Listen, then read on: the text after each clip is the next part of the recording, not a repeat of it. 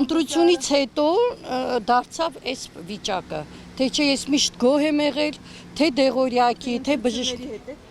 Դե չգիտեմ, փաստն արձանագրվում, ես չեմ ուզում ավելորդ ոչինչ խոսել։ Տիկին Շողակաթի արձանագրած փաստն այն է, որ ընտրություններից հետո ինքը հաշմանդամության կարգ ունեցող թոշակառու բժշկի կոնսուլտացիայի համար պիտի վճարի։ 10 տարի ավել ես հաշվանդամ եմ, երբևիցե վճարում չեմ կատարել, երբևիցե ոչ մի բանի համար չեմ վճարել։ Սա ինձ համար նորություն է ուղղակի, երբեք չեմ վճարել։ Երևի վերացրին առողջապահության ապահովագրությունը, ասում է մեկ այլ կին, որից 6000 դրամ էին ուզել անոթների դուպլեքս հետազոտություն նշանակելու համար։ Հիմա վերացրել են, դարձրել են համավճար։ Այդ ապահովագրությունը մի 2 ամիս առաջվա, մի ամսվա առաջվա բան էր, դրանից առաջ էր։ Հիմա դրա Դե հուլիսից հետո դուս եկա ոնց հասկանում եմ հուլիսից սկսել է համավճարը։ Ես չեմ էլ հավատացել, ես չեմ դիմել ոչ միտեղ, բայց չեմ էլ հավատացել ու միշտ էլ ասել եմ, եթե հիմա կա, ընտրություններից հետո վերանալու է այդ երևույթը, հələ հույս ունենանք, որ այս քեշբեք են ասում, ինչ են ասում, էդ էլ չհանեն։ Մեկ այլ թոշակառուից 15000 են ուզել։ Այդքան գումար չունեի, որ ես դուպլեքս անեի։ Համավճար է, սա են լսում անվճար բուժսպասարկման հույսով տարբեր հիվանդանոցներ շտապողները։ Տեղամասի բժշկուհին ասեց, որ խորհրդատվության համար պետք է վճարեք։ Ես ձեզ նախորոք ասում եմ, զգուշացնում եմ։ Որքան։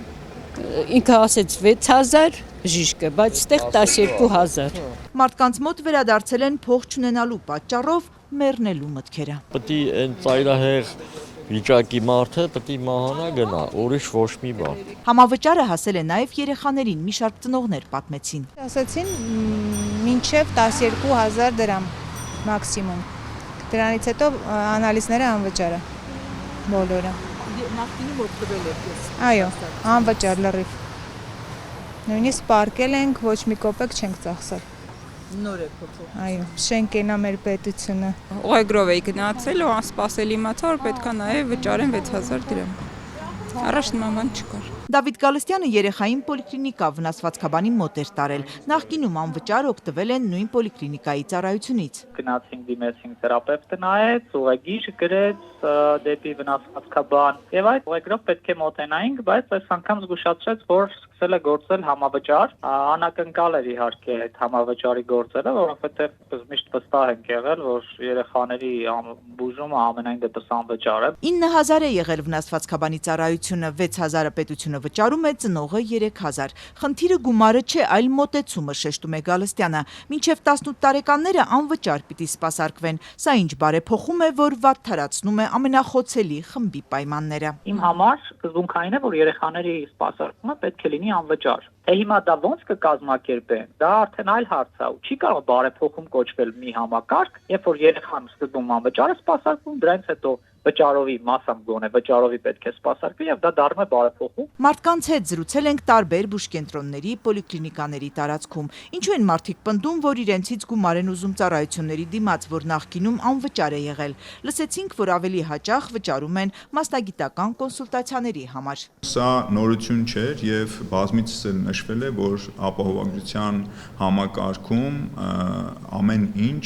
անվճար չի լինելու։ Համավճար նախատեսված է օրենսդրությամբ, որևէ նորություն չկա, պնդում է Առողջության ապահովագրության հիմնադրամի տնօրենի պաշտոնակատարը։ Պետությունը մասնագիտական կոնսուլտացիայի համար 6000 դրամ է նախատեսել, եւ դա ըստ Սամվել Խարազյանի բավարար գումար է, բայց ասում է բուժկենտրոնները կարող են այլ գումարներ սահմանել այդ կոնսուլտացիաների համար ու տարբերությունը պիտի քաղաքացին վճարի։ Իսկ եթե վճարել չի ուզում, պիտի գտնի այնպիսի բուժհաստատություն, որտեղ համավճար չունեն, 6000-ով բավարարվում են, իսկ երեխաները նախկին կարգավորմամբ համավճար չէր կիրառվում մինչև 18 տարեկանների համար։ Մինչև 18 տարեկան երեխաների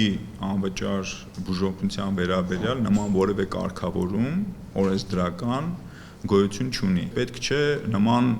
բաներ հորինել, որ նախկինում այդ ամենը անվճար է եղել։ Ծնողները պնդում են նույն պոլիկլինիկայում նույն մասնագետը անվճար սպասարկել է եւ միայն վերջին ամսուկեսում են լսում համավճար բառը։ Հիմնադրամի ղեկավարը չի ընդունում, որ խնդիր կա։ Պնդում է հունվարից սկսած համավճար եղել է։ Աննկատ է կիրառվել։ Մարդիկ չեն զգացել, որ փող են վճարում, ինչու են հիմա համատարած ահազանգում։ Թե ինչի է սրվել հատուկ հենց այս ժամանակ, դա արդեն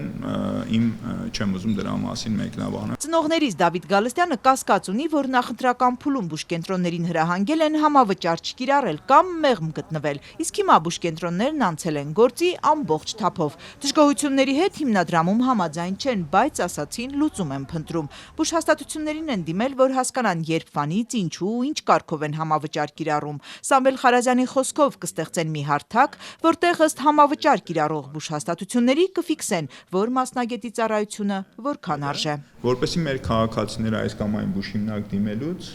տեղեկացված լինեն։ Ինչ եք հազում, հո չեք մրսե։